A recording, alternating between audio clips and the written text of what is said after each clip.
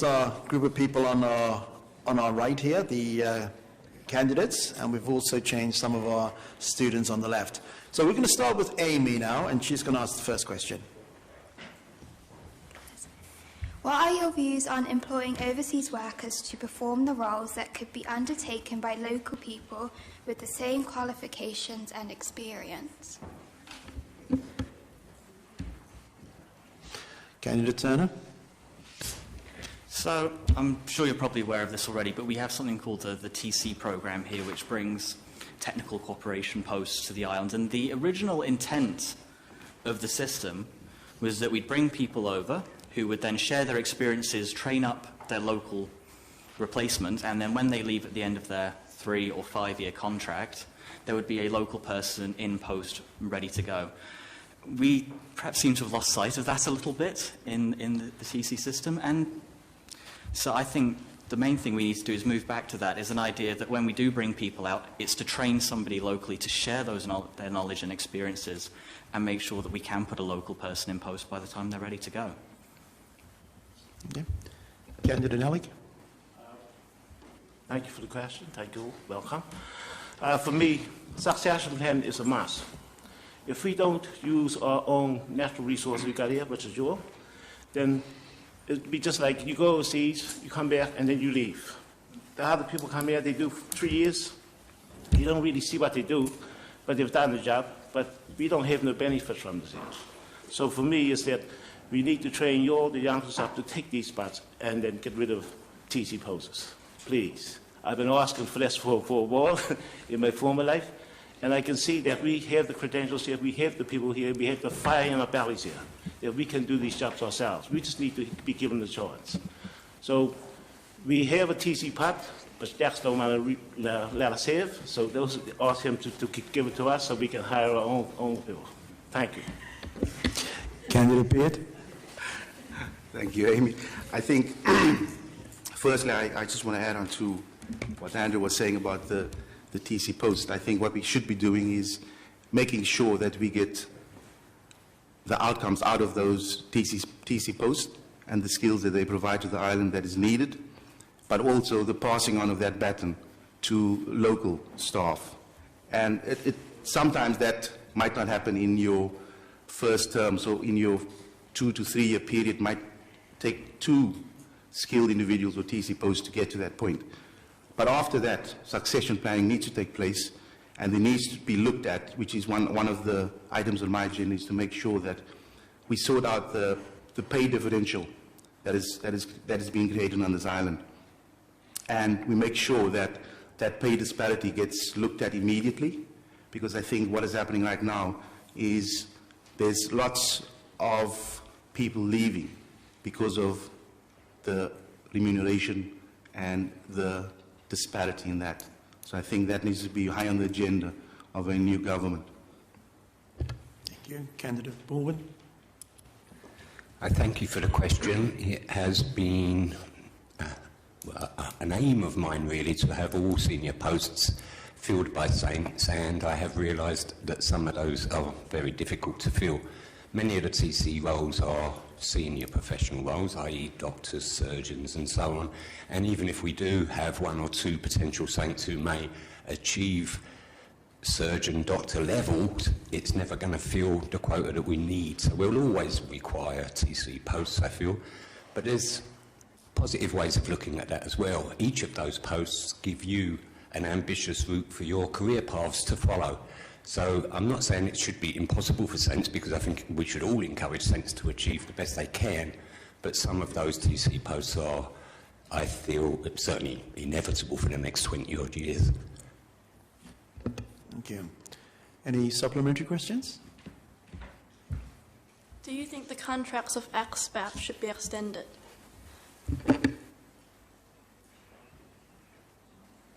No, I don't think so. I think it should be 2 years, and when finished, they should leave and give our kids the opportunity to try and fill those posts. Candidate Beard. I believe it should go out after a 2 or 3 year period. It should again go out to the open market, so that individuals that, for example, if you're in the UK now and you wanted to aspire for some job on Ireland, and you didn't have or you didn't pass the interview stage, but of course you get some, and what I believe is that people need to get is they need to get some feedback. So you get the feedback, you then on a 2 to 3 year you get, and you upskill yourself in the UK. All of a sudden, if you extend someone's contract, you're actually blocking that individual from coming back and putting money into this island and bringing that local skill back. So I believe once a contract is done, if it's 2 or 3 years, that is up to HR, but it needs to open up to the open market again to make it fair for everyone. Thank you. Candidate Paulin?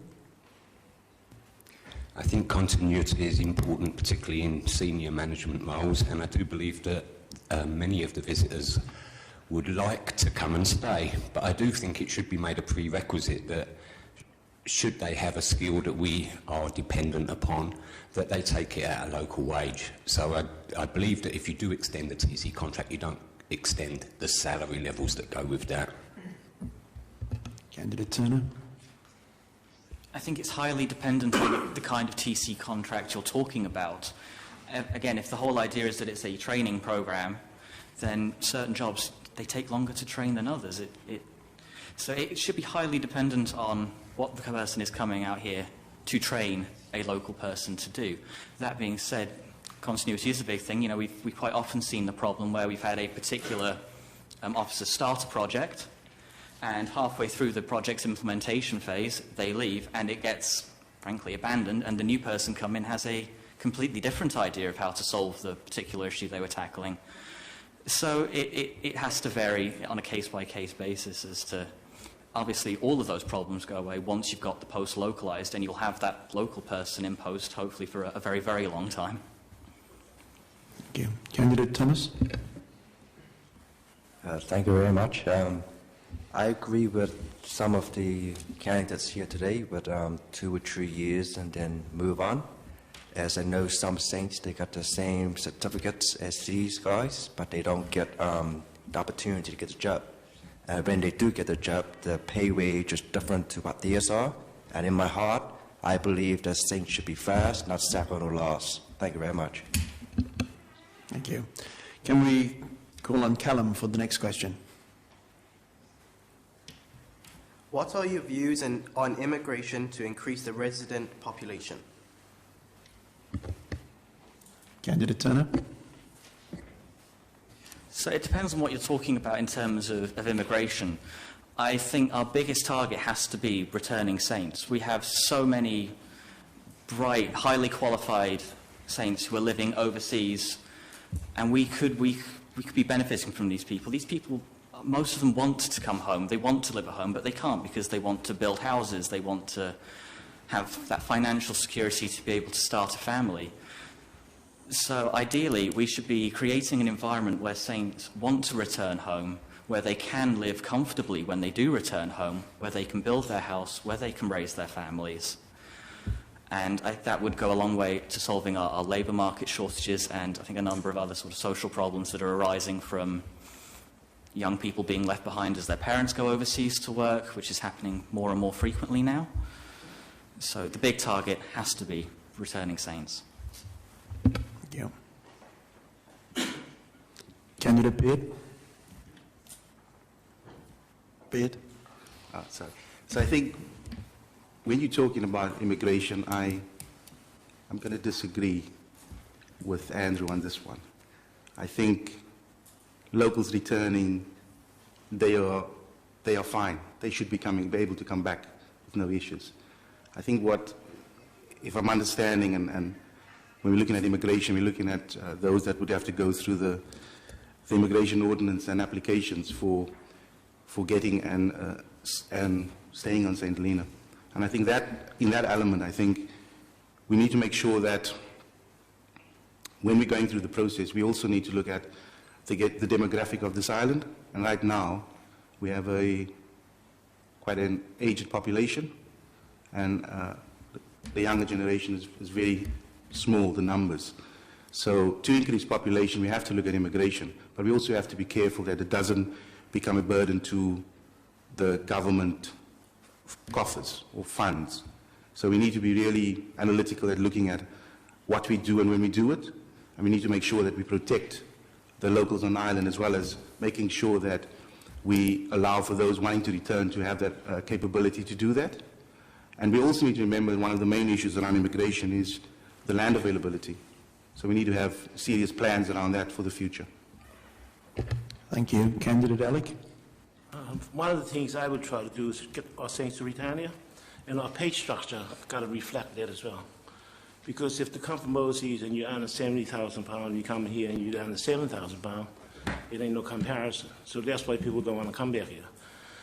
And I believe that the amount of saints we have overseas, if we could get them back here, it will serve our tax brackets, everything. So for me, it's like trying our best and utmost to get our saints to return. And that's what we should be looking at. Because we have the labour strategy, and one of the things that will come out of there is trying to get the saints to return back to the island. And for me, that's what we should be looking at. Thank you. Any supplementary questions? If the vision for 2050 is to double the population, how would you go about achieving this?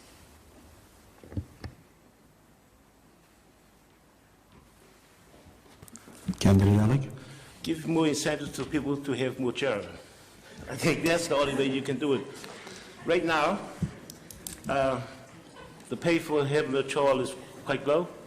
And one of these people, when I was growing up, I come from a family of 11. Mom had 11 kids, right? Now it's all based on one, and that's why our population is down. So we need to try to incentivize our people here to have more babies, so that we can grow our own population from there. I mean, today when you look at it, somebody's got one kid. One kid, you need to have 3. But we should be in a position to help people to do this here. Candidate Turner? So I think, again, if you want to increase the population, it has to come back to not just getting saints to return back to St Helena, but encouraging people to stay. I mean, I'm all for young people like yourselves going off, getting some experience of the outside world. That's so valuable. And, you know, university is a great opportunity for that. There are other schemes and projects, absolutely brilliant. But nobody should have to go. And we are currently in a sort of an economic state where so many of my friends have left the island because they say they have to do it if they want to build their home, if they want to eventually come back and settle here. Now, if we can, much like Eddie said, I think, if you can create an employment market where people can have at least a comfortable salary here, enough that you can build your house, enough that you can safely and securely have your family here, most people won't want to live too far from home for too long. Thank you. Candidate Thomas? Damien? They all got good arguments. I can agree, but I feel like one thing got left out is when you return back and you get treated like a tourist. I would know because that also happened to me. If you was born on the island and then you leave, you should be able to come back in and not treat like a tourist. They have the 6-month policy thing. I think that really got to go. If you were born here, got a birth certificate here, you should be able to come back. Thank you. Thank you. Any more supplementary questions?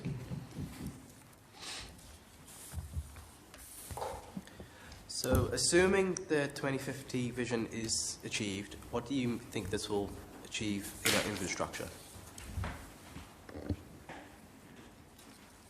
Candidate Beard? And I'm going to answer this one and go back to your previous one because I wanted to chip in on that one as well, was to get to 2050, we have to cross the hurdle of 2022 and beyond. So we need to get ourselves in tune with where we want to be, and we need to plan going forward. That's going to be critical, because to double the population will mean that we need to increase our services without jeopardizing on quality of the services for this population. So in that form, we have to do probably looking at schooling, hospitals, and all those elements that a community would need. That will need to come in place for 2050. The infrastructure, the utilities, that will have all increased capabilities for that kind of population. So that will come with a certain amount of funding that is needed.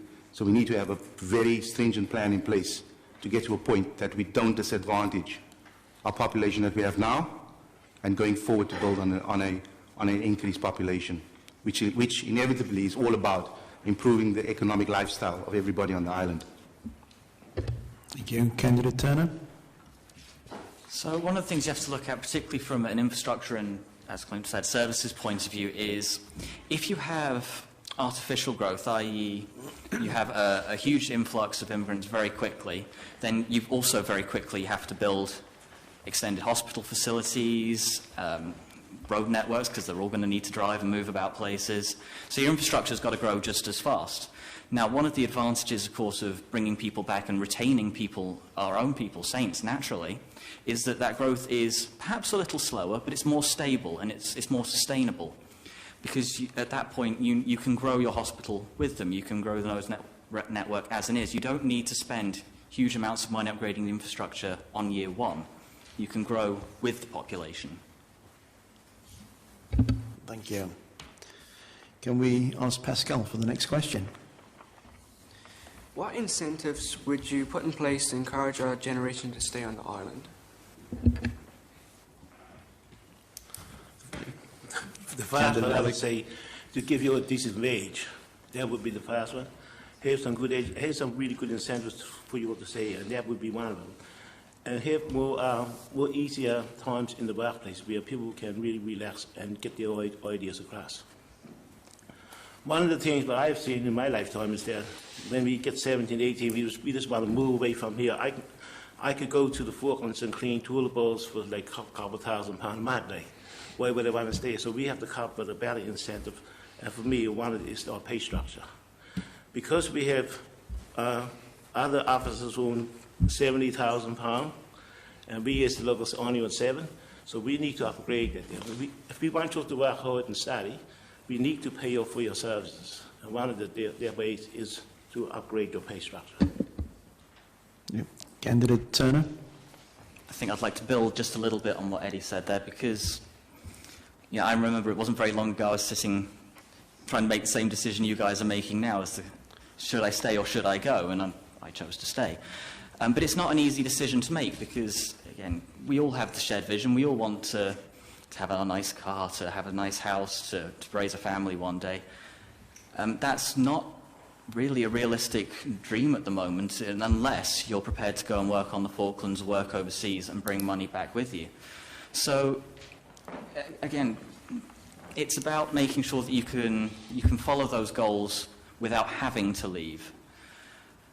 On a plus to that, and building on what Eddie said, I think for young people, and particularly around your ages, we need to have more entertainment value, I think, for people of your age. I mean, I remember what it was like growing up here. There's not that much to do on the time off. So a lot of young people who spend the time, you hang around bars, you're waiting to be older so you can go in. We shouldn't have that. We really shouldn't. So more initiatives to keep younger people entertained. We've got very good sports facilities now through New Horizons and things like that. I know Creative St Helena are trying their bit with arts and drama and things like that. And I think perhaps maybe if they can work together, we can create a sort of a collaborative youth group that will supply to all those kinds of kids, whether you're computer savvy, whether you're sporty, whether you're arty, musically inclined. That, I think, will also go a long way to helping young people want to stay on island, because you don't necessarily have to go away to experience your hobbies and interests as well as just your career. Thank you. Candidate Damien Thomas? I agree with the candidates. I would like to ask what ideas do you guys have for progressing things that are keeping you guys here? I mean, it's a good question, but I think the question was directed at you, so they would like to know your idea. Okay. Yeah. And I said the kids, they always have like a good idea. Okay. Sorry. That's okay. Candidate Beard? I think going back to the question was about opportunities. I think sitting around the table, the cable will allow for some opportunities. I think we're creating a roadmap for students as they return, on a graduate scheme point of view. I think sitting across the table, why can't you be a digital nomad? So entrepreneurship is flourishing all over the world, and why can't any of you be that as well? So the opportunities are there. I think it's going to take, I think one of the main things that we need to realize it's sacrifice that needs to happen before you can gain something. But like we said before, it's all about remuneration, but it's also about job satisfaction as well. And those are the elements that will allow us. So as we progress on lots of elements on the island, I think the government needs to sort of, how do you put it, get with the program and just get with the program and like we're doing tonight, is listen to all age groups, those in school. And I think sitting as a previous councillor, we've done that, and we've engaged with Prince Andrew on many occasions, and we've tried to engage as far as possible. So I think going ahead, it's all about how far do we all, or how far do we create more opportunities going forward? And that's something that the government needs to look at and plan ahead. Candidate Turner, you already had a turn, so unless anybody else wants a turn? Yeah? Candidate Thomas? Yes. I would like to say, in my growing-up days, unfortunately, I spent 47.5 years on Ascension Island, right, because there was no incentive here on this island for me, and plus my entire family, which today I don't want to reminisce on this, but they are all in professional jobs today, as a doctor, a sergeant in the Metropolitan Police, a warrant officer in the British Army, and a real estate agent in America. But I can't see this happening in St Helena, unfortunately. Candidate Turner, you've got 30 seconds.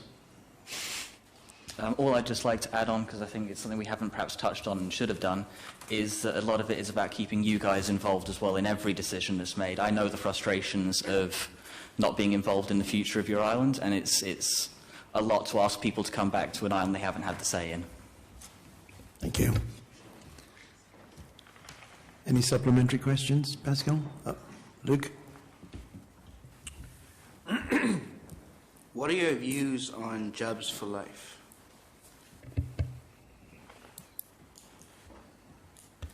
Candidate Beard. I think we should have performance-based jobs. I think it's going to be important. I think we're going into a new system of government. I know we're not talking about that, but that's also a way to make sure that we get the best outcomes for this island and for the people. So I believe we should have a performance-based job. Thank you. Candidate Turner? So a lot of this is about, as Quinn said, it's about performance-based. Obviously, so much of the world changes and jobs change with them. So just because right now you're the perfect person to be carrying out this role doesn't mean in 10 years' time, when the world's moved on, you're going to be the right person again. So these things need to be kept in constant review to make sure we always have the best people in the right roles to bring the right results. Thank you. Candidate Baldwin? It's a really good question, but employment legislation exists in order to protect workers. It isn't there as an encumbrance to us to suffer in the intolerables of bad performance, let's say. But employment regulations and contracts normally mean that you can get into jobs for life situations, and I think it's really difficult to avoid it. Thank you. Candidate Alec? I agree with everybody else say, but one of the things I like to see is that when you have a youngster coming in to climb up the corporate ladder, they need to be trained from young. And so as that old person get old and old fogey and start to lose his memory or her memory, that they can start to take over. And it's one of the things what we don't see here is that once you leave school with your credentials, you can't get a job because somebody like me, an old person like me inside the thing, they're standing in your way, and they're not very productive. But with new knowledge comes new ideas, and that's what I like to see, is that kids be able to come up the corporate ladder to take over those jobs at the top. Thank you. Next question, Luke.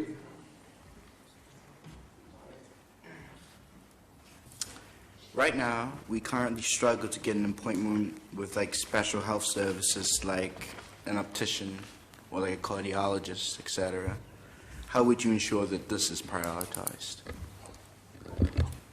Candidate Alec. This is one of the big things I've always been trying to say.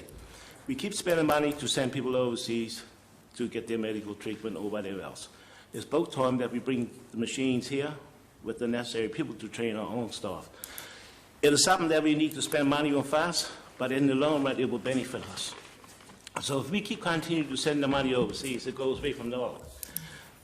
I've been trying to get all these, a machine, for a kidney machine here, so that my sister, she's in the UK, well, two of my sisters in the UK, they're in there having this treatment, but they want to be home. But we don't have the facilities. They want to come home. They only can come home to die because we don't have it here. And for me, it's trying to get all those machines, what we need, here. And then we can train our own people here with the right tools. Thank you. Candidate Turner. So when it comes to improving healthcare, and particularly for specialist needs, there's sort of a three-pronged approach that needs to take place. Number one, the big thing is our hospital is, by and large, not fit for the current needs of the island, and certainly not for our future needs, particularly if we're going to be growing our population. So step one is to, I would say, build a new purpose-built hospital. How we fund that, there are ways to do that. We're costing the UK government a lot of money in medevacs and overseas treatment, and sadly medical negligence settlements and things like that as well. We could argue to the UK government that we're costing them huge amounts of money in the long run. How about they spend one lump sum now, we build a new purpose-built hospital, and we don't need to send so many people overseas for medical care. Obviously, one of the advantages that the cable can bring is improved access to specialist services via telemedicine. Technology is at a point now, I've seen actual videos of this, where a guy was able to do something as fine-tuned as a tattoo drawing remotely, over miles, over an internet connection. So there's plenty of scope to introduce telemedicine into our current hospital, which I think could go a long way in terms of opticians' appointments. And obviously then the final approach is there will always be cases we can't treat on island. There will always be a certain need for people to go overseas for medical treatment. So when it comes to improving those services, then it's about looking at how we can make sure that those people are properly supported, so that we don't have people going into debt, for example, because they need to go with their parents to go and get life-saving treatments. So there's a lot that needs to be tackled in terms of health, but in terms of the specialist needs, new hospital, telemedicine, and improved care for the people who do have to go overseas go a long way. And our third response, Candidate Damien. Hello, I'm all about improving the health service and everything, and I agree with Tana with the tele service. But now if we get these machines down, which is very, very sensitive machines, and they break down, wouldn't it be like costing us more money to get like the people out here to like fix it, or will it be through tele communication? My main concern is if those machines go down and that person really, really needs it. So should we get like a backup, or then again, it always comes back around to money?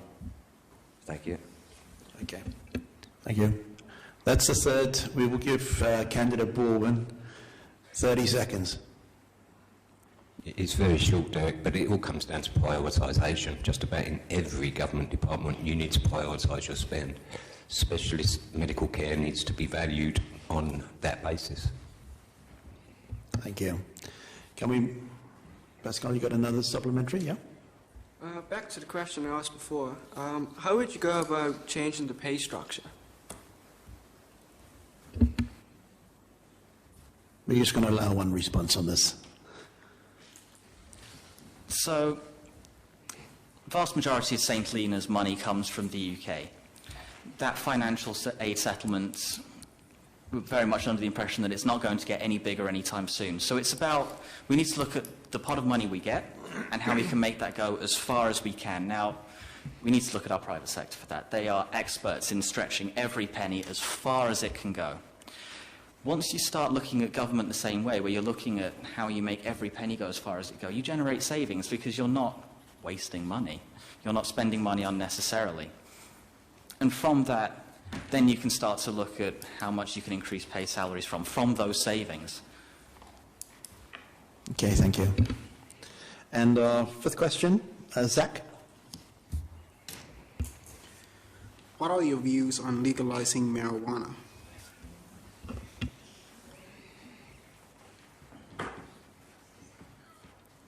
Come on then, Candidate Turner.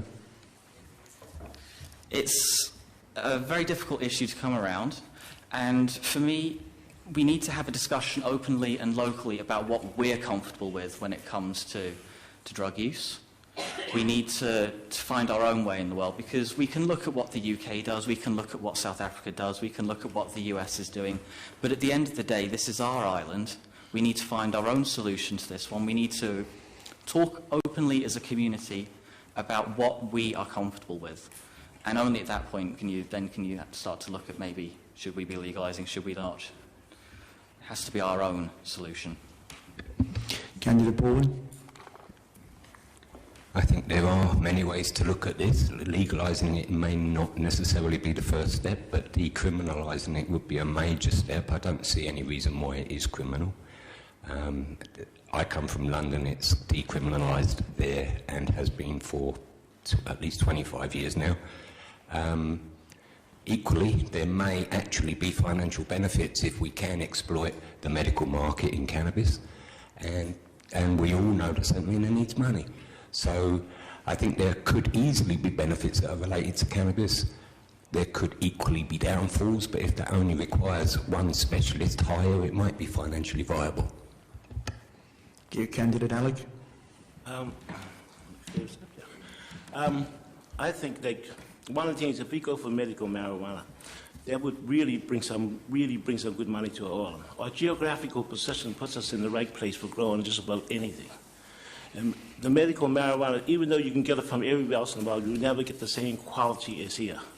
Plus, its carbon footprint for the oil in the land, it puts back nutrition back into the land itself. So it is a win-win situation for everyone. And the next one would be to extend it to growing hemp. What you can use for textiles, you can use hemp for just about anything in the world now. And that there will definitely bring more money into this island. And maybe then you can get a better pay raise. You know what I mean? Candidate Damien Thomas. Unfortunately, Candidate Alec just stole my answer. Sorry. That's okay, Candidate Beard. One of my points for being a candidate is to look at how do we create another industry. And this might just be one.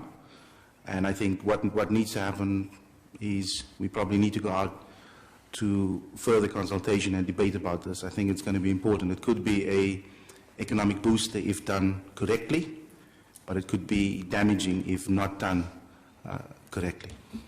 Thank you. Any supplementary questions? What will be your measures if the substance is abused? Candidate Alec. Just give it my best shot. But when you go on something like that there, you know that you need to have a good security for that there, because people will start to use it and abuse it. So for me, is that you need to put everything in place. The legislation got to be moved. We got so many rules in place that is unbelievable for something like for the marijuana. You know what I mean? So first we need to change that. Well, the first thing we need to do is change people's mindsets about it and to show that it is a social drug and not a big criminal thing. And then we need to put all those security things in place so that it won't be abused by anybody. Candidate Turner. Just to maybe offer a slightly different side of things, I mean, drug abuse in general is perhaps not one of St Helena's leading issues, but it's still an issue we will have to face and we should be facing. And so for me, a lot of that would come down to care rather than criminalisation. So it's been proven the world over that prosecuting drug addicts, sending them to prison does not change the behaviour. It's got to be focused on making sure that if people are abusing drugs, any drugs, whether that be alcohol, tobacco, whether that be anything from cannabis to heroin. It's about making sure that there's proper care in place for these people so that when it does become an issue, when there are issues to solve, we have decent care in place. They can get treated as an illness, not as a criminal. Okay. And our last question, Brooke. What additional methods should be put into place to speed up the process of safely opening the island's borders in terms of coronavirus?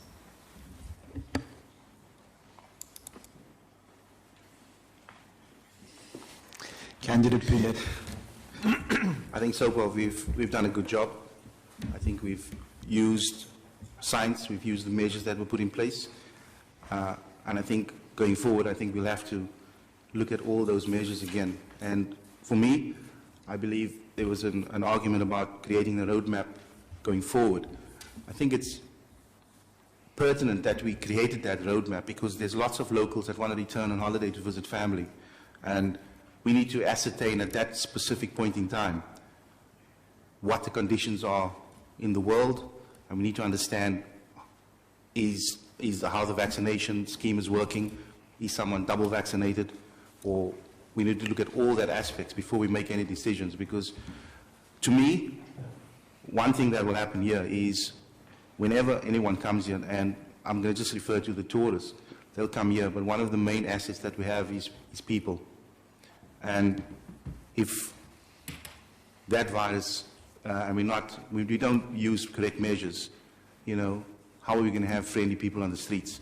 So we need to make sure that we use all the measures that are in place, and we use the science, and we take on board what I think we're using the advice, health uses the advice from Public Health England, and I think we should continue to use that, but also use all other elements, all other research to make sure that we make decisions that are viable for the island, but also in the best interest and protects everyone on the island.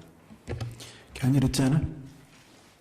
So when it comes to opening up post-COVID, there's sort of two opposing forces at work here, because you've got, on the one hand, there's a very strong view that economic development can't happen without the airport being open, without the quarantine period, and without tourism all coming back to normal. I think there are things you can do to help develop the economy without the airport. Obviously, the cable, one of its great advantages is that it's not dependent on people coming and going in order to make it work. But yes, there's a certain amount we have to balance that economic growth versus the safety of the people on island. And for me, we've looked very closely in the past at what England's been doing. Maybe that's not the best idea. I think we should be looking at what we're comfortable with, the Saint solution to this problem, because at the end of the day, this is our island. The UK, they have their ideas of how it should be done. The science is changing every day. We need to work out what we're comfortable with in terms of how much safety we're willing to sacrifice to build economic growth. And that's a question that only the island as a whole, as a community, can answer. Thank you. Candidate Alec. One of the things is the oxygen plant, what has been laying out there for a couple of weeks now. If we had that there in place, maybe then we can start to do something with it.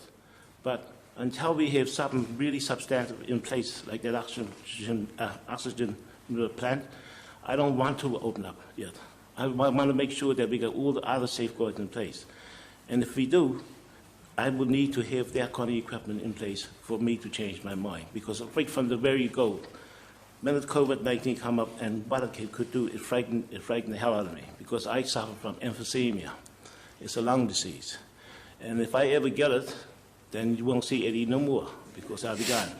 So for me, and I know people chuckle at that, because I use that as a way to break the ice. But if we got those things in place, and we really got it here on the island, we just need to implement it and get it done. No more dragging the feet. And then, only then you should start to look at economic development. Thank you. Thank you. Candidate Damien Thomas. I just want to add on about COVID. I think there should be more free flowing of information going between the public and the government. I was talking to some people, and they feel like there should be more information, especially when it comes to if a person got COVID, they don't want the names or just want the numbers and where. So put their minds and at peace, basically. That's what I'm looking in for, that sort of things. Okay, thank you. Candidate Baldwin? I would just like to point out that we will have to learn to live with the pandemic. It's, at the moment, I believe over 90% of us have been double vaccinated. Britain are over the moon with their 75, 77%. So I think we are in a very good position. I certainly believe that we should be very security conscious. We should be certainly setting up bubbles within the community and continuing limited lockdown. But I do believe that we do have a fair amount of protection already. Thank you. Candidate Danny Thomas, you want to? Yes, I would like to bring to the attention of everybody is that a couple of months ago my niece arrived back on Ireland on compassionate because her father died. And she asked if she could isolate in her bungalow, which was totally isolated from her mother's house. She was refused. But I don't understand how they can put 21 sailors into Mantis next door to where she's living. I don't think that answered the question, but that's okay. Do we have any supplementary questions? No? Okay, so that brings us to the end of our second round. I'd like you to give our group of students here a round of applause.